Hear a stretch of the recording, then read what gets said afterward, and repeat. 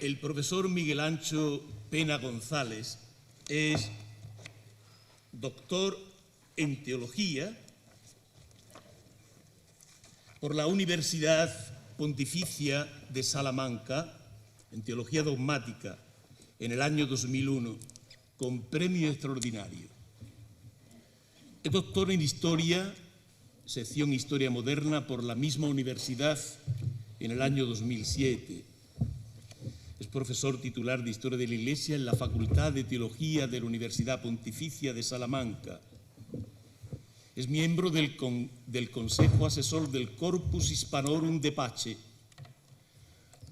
asesor científico del Centro de Historia Universitaria Alfonso IX de la Universidad de Salamanca, miembro de proyectos internacionales de investigación, sobre todo de universidades hispánicas de los siglos XV al XIX. Es también bibliotecario general de la Pontificia Universidad de Salamanca y director del Instituto de Historia y Ciencias Eclesiásticas Fray Luis de León de la Universidad Pontificia de Salamanca. Su línea de investigación es la esclavitud en América, pensamiento hispánico, la Escuela de Salamanca y las independencias americanas. Tiene muchísimas publicaciones.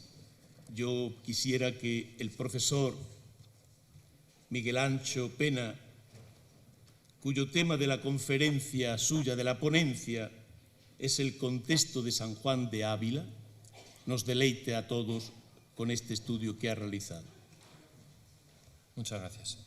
Quisiera, como los intervinientes anteriores, comenzar dando las gracias a don Demetrio y a los organizadores del Congreso por la oportunidad, una vez más, de hablar de una figura que ya no es de Montilla ni de Andalucía, sino que es universal y, por tanto, que requiere una atención que recupere ese espacio.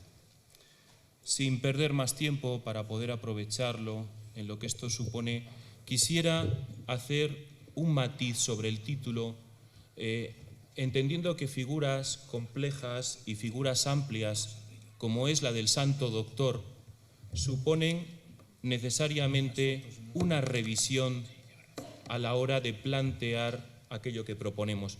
Por tanto, en vez de hablar únicamente del contexto de San Juan de Ávila, mi intención es hablar de tiempos y vivencias en San Juan de Ávila, entendiendo tres lugares singulares en su formación y, por tanto, objetivando desde ahí: Salamanca, Alcalá y Sevilla.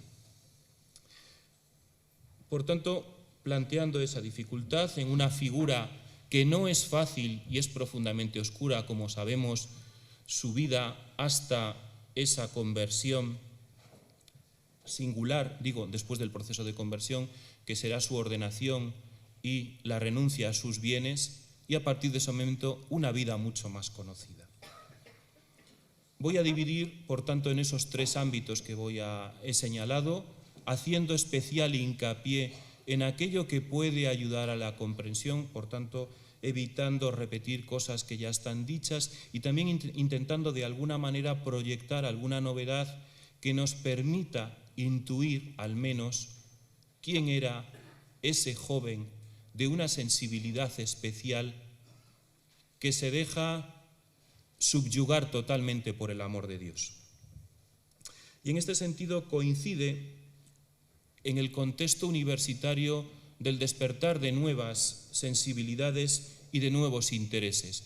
La experiencia que se vive en los orígenes y en los comienzos del siglo XVI, en el contexto salmantino y en el contexto alcalaíno. No olvidemos en este sentido lo que había supuesto en una universidad como la de Salamanca la intervención del legado pontificio, el cardenal Luna, cuando a Salamanca le da los mismos privilegios que tenía la Universidad de París, la licencia ubique docendi, lo cual suponía una apertura de amplitud para aquel centro universitario y, por tanto, algo que la sigue convirtiendo en la alma mater salmantina hasta la actualidad. Por otra parte, no olvidemos la singularidad que supone el año 1492, que está imbuido y que repercute significativamente en los años posteriores en lo que supone esa novedad, ese mundo de encuentro, la expulsión de los judíos, bueno, todas esas realidades que conocemos y que repercute sobre grupos minoritarios. No olvidemos también Nebrija y esa gramática a la que ayer se hacía referencia también, dedicada a Isabel la Católica, por tanto, con una clara intencionalidad y con un claro proyecto. También en ese contexto la imprenta y un detalle que me parece de singular importancia. El siglo XV era y había sido un momento de crisis, un momento de cambio, un momento de búsqueda de nuevas formas sacerdotales y religiosas y, indudablemente, los resultados se obtendrán en el siglo XVI de manera admirable, constante y novedosa. Por tanto, mi intento es, como historiador, desde una clave de teología y teología espiritual, proyectar, por tanto, esas novedades, configurando también en los conflictos externos en los que nos ubicamos. El primer contexto, Salamanca. Por tanto, un estudio salmantino que, según se dice, y así es, la formación de San Juan de Ávila corresponde a una etapa previa a lo que se considera como el gran momento salmantino. Digo, así se considera, entendiendo que el gran momento salmantino comenzaría en 1526, en el momento que el maestro Francisco de Vitoria asume la cátedra de Prima de Teología. Pero no cabe duda que la Universidad de Salamanca, ayer se ponía de relieve, si algo es una universidad del derecho. Cuando hablamos de una universidad del derecho, estamos hablando necesariamente, en primer lugar, de los cánones y en segundo lugar de las leyes. Esa va a ser la línea fundamental salmantina, teniendo en cuenta que habrá un gran esplendor de un siglo vinculado especialmente a la teología. Por tanto, llega el maestro a Salamanca a realizar estudios de leyes, como sabemos. El estudio de las leyes no requería unos estudios de artes, por lo cual ingresa, o podemos intuir que ingresa directamente en esa realidad. Ayer hacía referencia el profesor Martínez Millán a los intereses que le llevarán a Salamanca. Por tanto, el sentido práctico de la familia y la ubicación en cargos de la burocracia hispánica, y esto pues es indudable que así sería, ¿no? Y un detalle importante para aquellos que nos hemos acercado al estudio de la historia de las universidades. San Juan de Ávila es un manteísta, un alumno que va por libre, que no está dentro de un colegio becado, tiene el arropo familiar, económico, pero por tanto se configura entre ese gran número de aquellos que se sentían de alguna manera libres. Salamanca, me atrevo a decir, que es un periodo para San Juan de Ávila de asimilación y de contraste. Por tanto, cuestionando y volviendo de alguna manera a esa cuestión que surgía ayer de las leyes negras. Es un momento para él de discernimiento personal y que le llevará hacia nuevos caminos. Pero le lleva hacia nuevos caminos, indudablemente, después de 4 años. ¿Qué supone, por tanto, en un entorno universitario de comienzos del siglo XVI el estudio de las leyes?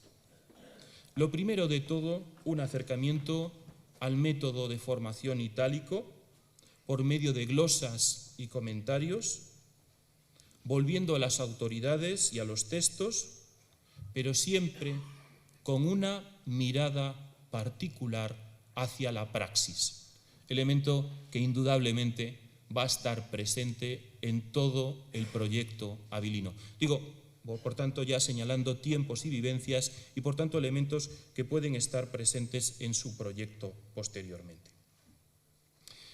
No cabe duda que todo el estudio, tanto de leyes como de cánones, estaba sustentado a partir de un discurso y de un método dialéctico. Por otra parte, en este contexto sabemos que había una insistencia fuerte por parte de los reyes, que querían atraer y querían aprovechar a esa burocracia, a esa élite pensante singularmente formada y que por tanto aportará de manera singular en esa realidad y en ese mundo. No cabe duda que en ese sentido, desde la monarquía, para lograr un oficio de justicia, se requería, esto es interesante para poder ver lo que suponía, haber cursado derecho civil o canónico claramente durante al menos 10 años, es decir, ser licenciado en leyes o ser licenciado en cánones. Por tanto, está claro que San Juan de Ávila o se va por la tangente o, más claramente, le preocupan otras cosas. ¿Qué cátedras cursaría el santo doctor, el santo maestro en Salamanca? Evidentemente las de prima y vísperas. Prima suponía el digestum infortiatum, por tanto, la visión clásica del derecho romano, y en vísperas el digestum novum, fundamentalmente la interpretación de Justiniano y, por tanto, una amplitud de pensamiento sustentado en las raíces del pensamiento clásico. Las cursatorias, las otras, podríamos decir, asignaturas que cursa, serían de instituta, código, digesto viejo y posiblemente, aunque no con seguridad, la de volumen. Esto sería, digamos, la formación oficial obligatoria para un legista. Pero sabemos que al mismo tiempo Salamanca insistía a sus alumnos en la participación en lecturas extraordinarias, en actos de disputas, reelecciones y una cuestión realmente significativa que en Salamanca va a tener una importancia trascendental. Los alumnos tenían la libertad de completar el resto de su currícula a partir de aquello que consideraran más importante. Por tanto, asistiendo a clases de cánones, clases de teología o aquello que les supusiera como más sugerente. Por tanto, en este sentido, insisto en un último detalle, esa formación legista estaba sustentada a partir del mos italicus, es decir, la manera tradicional de estudiar las leyes, como he dicho antes, dependiendo de las autoridades, pero que suponía una práctica del derecho que llevaba consigo una fuerte libertad en la metodología a la hora de plantear y cuestionar. Creo que esto es el elemento más significativo que podemos aportar hoy desde el contexto salmantino, pero añado dos pequeños detalles más antes de pasar a la Universidad de Alcalá. Los estudiantes, todos colegiales y manteístas, asistían de manera ordinaria a sermones, cofradías, profesiones y, especialmente, tenían una atención en la confesión sacramental. Creo que esto es un elemento especialmente importante. Los estudiantes estaban configurados en cofradías, en naciones. Estas naciones eran un arropo dentro de una vida distante del hogar, distante de la familia y distante de los propios intereses. Y funcionaba como una gran institución de beneficencia y podríamos casi decir en palabras de hoy de seguridad social, en la enfermedad, en las necesidades religiosas, incluso tenían un templo de referencia en el que se reunían. Desgraciadamente, a la que él pertenecía, la de La Mancha, no podemos implicarla, que estaría vinculada con el territorio de Murcia. Insisto en esto porque necesariamente, incluso el confesionario, tuvo que jugar un papel muy importante. Los estudiantes salmantinos, de manera ordinaria, se solían confesar en San Francisco el Real, en el convento más importante que la observancia franciscana tenía en la península ibérica, el Gran Estudio General. Por tanto, esa sensibilidad austera pudo influir también en sus amores de primera hora. Paso con esto, o voy llevando a la figura del Santo Maestro hacia Alcalá. Desgraciadamente nos quedan ahí dos lagunas que me parecen fundamentales y que sería necesario para poder construir sus tiempos y vivencias. ¿Qué leyó en ese retiro de 3 años en Almodóvar del Campo, por una parte? Y por otra parte, ¿dónde o en qué institución San Juan de Ávila tuvo una experiencia de vida regular? Preguntas, desgraciadamente, que no podemos contestar, al menos todavía. Regresa a las aulas de un proyecto nuevo, marcadamente diverso del salmantino, donde ya no era solo un cambio institucional, sino que había un profundo cambio personal por su conversión, y realiza, como sabemos, estudios de artes y de teología. Se vive lo nuevo, identificado con lo cristiano, abierto a una búsqueda sincera de la verdad, en una vida profundamente recta y por tanto que lleva a la oración y a las tesis, con un profundo evangelismo que promovía obras de piedad, y no era simplemente una reforma de costumbres sociales, sino un sincero acercamiento al conocimiento cristiano, un intento y una propuesta de vuelta a la Iglesia primitiva y a un modelo más auténtico y original. Esa expresión que lo llena, ¿no? Reforma in capites et in membris. La formación de los clérigos como una prioridad desde un modelo, insisto, de humanismo cristiano, identificado no solo por el gran proyecto de la políglota de Cisneros, sino también, y ayer se ponía de manifiesto, y aquí puede estar una de las claves, por los grandes proyectos de edición de las obras de los Santos Padres, de Florilegios a Opera Omnia. Por tanto, el Santo Maestro se vincula en una urdimbre afectiva hispana y se mueve en ese contexto. Un modelo académico, ayer se insistía, inspirado en París, en el nominalismo y en una teología nueva. Y el nominalismo no era solo un problema de pensamiento dialéctico, sino que suponía una base de comprensión doctrinal de mayor calado y al mismo tiempo de mayor repercusión. Y por lo mismo, de mayores herramientas para el estudio. Cisneros, con mucha conciencia, había liberado la dependencia de las clásicas escuelas.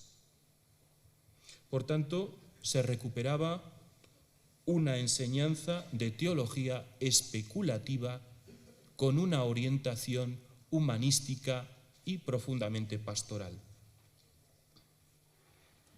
Tres figuras que conocemos, pero en las que quiero insistir en este momento. Tres maestros que indudablemente configuraron de alguna manera la vida del Santo Maestro.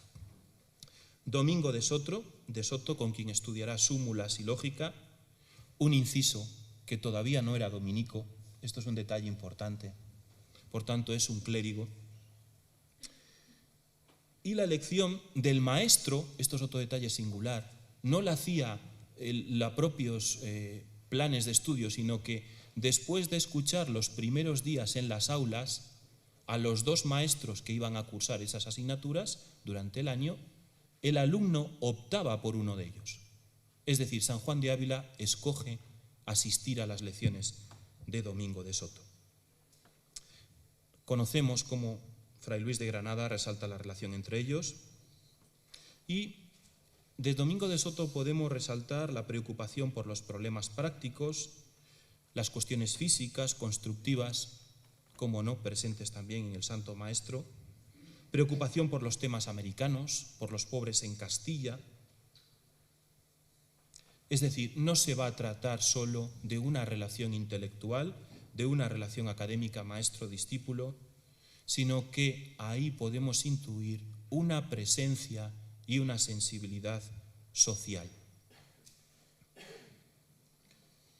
Al mismo tiempo, Ávila y Soto aparecen como figuras y como buscadores íntegros y cabales, en un ambiente propicio para la vocación y para el discernimiento de la vocación personal, y para la puesta en marcha de un ministerio apostólico.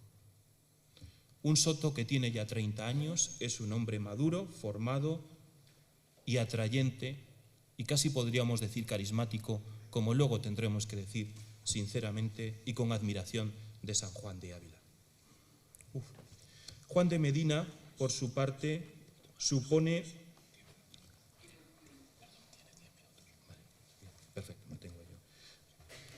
Juan de Medina supone la lógica y supone la vinculación con la tradición nominalista que viene de París, en este sentido con Gabriel Biel, una devoción moderna que se había tamizado a partir de Francisco de Asuna por medio del sentido práctico y del intimista, y el método propuesto suponía sabiduría, arte de amar, teología mística, en definitiva, una espiritualidad afectiva.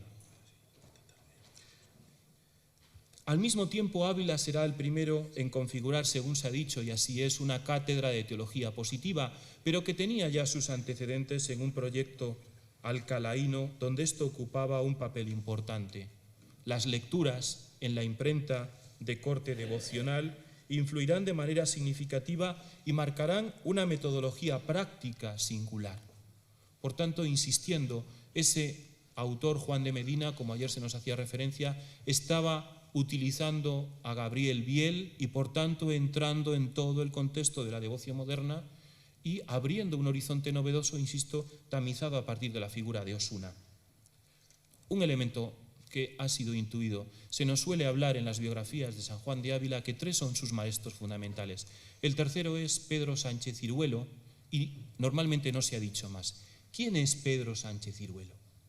Pedro Sánchez Ciruelo es un autor conocido fundamentalmente por su vinculación con la astronomía y la matemática, pero que curiosamente el cardenal Jiménez de Cisneros lo llama a Alcalá como catedrático de prima de teología de Santo Tomás. Por tanto, un teólogo que se había formado en Salamanca y en París, es él precisamente el que trae a Alcalá el methodus parisiensis, es decir, la aplicación de un sistema más práctico y donde el alumno va a tener una iniciativa mayor por medio de relecciones de dialéctica en el aula y, por tanto, de disputas y actos públicos que ayudan a un discurso más ágil. Ya Ciruelo lee a partir de la suma, no de las sentencias, aunque siguen manteniendo formalmente las sentencias como el texto oficial. Un teólogo que también se ha de insistir, proveniente del clero secular, no del clero regular. Un escolástico no secuestrado por las escuelas, el único autor de Alcalá que le opone algún pero a Erasmo, lo cual es significativo. Un hombre ansioso, preocupado especialmente por la acción apostólica y que tiene un especial interés por la escritura, pero no solo fruto de un renacimiento bíblico filológico, sino que por el papel que ésta ocupará en orden a la formación de la fe cristiana. ¿Cuáles son sus aportaciones teológicas? Que estoy convencido que es la novedad que puedo aportar, que incide singularmente en la vida del santo doctor. Sus trabajos teológicos están relacionados con la escritura, con la espiritualidad, con la formación. Ese sería un primer bloque, tal y como yo lo entiendo, y un segundo relacionado directamente, y esta es la mayor novedad, con la formación y con la espiritualidad del clero diocesano, del clero secular. Varias de sus obras son escritas ya cuando el maestro Ávila no está en Alcalá, pero le había dado clase en aquellas aulas. Traducciones de la escritura desde el hebreo y una obra sobre el confesionario que mira a una práctica pastoral tanto pensando en el confesor como en el penitente, por tanto proyectando esa sensibilidad doble, y lo que yo creo que es la cuestión más significativa. dos elementos. Por una parte, la contemplación sobre los misterios de la pasión, una espiritualidad clásica renacentista castellana, la veremos luego considerada en 1536 en San Juan de Ávila con el Contentus Mundi, traducido por él en la cárcel sevillana, y la gran aportación. El maestro Sánchez Ciruelo tiene una obra que se titula en su traducción La muy egregia exposición sobre el misal romano. Este sería el título. ¿Qué hace en esta obra Ciruelo? Plantea una explicación doctrinal y ascética sobre el misal y el oficio de las horas. Pretende, por tanto, ayudar al clero en vistas a una mayor y a una más eficaz vivencia de su ministerio, y que esto se haga conociendo qué celebra, por qué celebra y cómo celebra. Es decir, configurar una espiritualidad secular del sacerdote, con una profunda preocupación teológica, ascética y pastoral, ante un clero que, en su gran mayoría, no era consciente de los misterios que celebraba.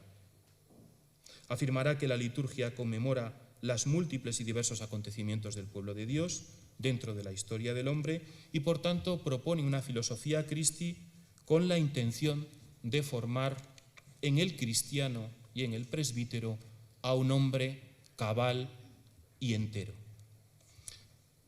Podríamos seguir viendo detalles, pero dos palabras simplemente sobre el contexto sevillano, donde evidentemente ayer ya vino abordado la parte más significativa. En las actas aparecerá todo con los detalles y las relaciones a otros tiempos y vivencias.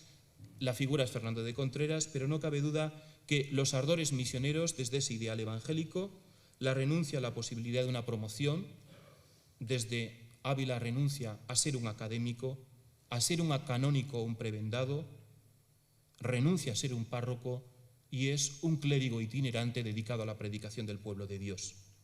Por tanto, desde una opción que tenía su vinculación posiblemente también con el mundo judeo-converso, y un hombre entregado sin hacer acepción de personas, con profunda autonomía e independencia, centrado en lo esencial a partir de la experiencia de la cárcel, y donde el apostolado, igual que en Fernando Contreras, vendrá configurado desde el ejemplo, la palabra y la pluma.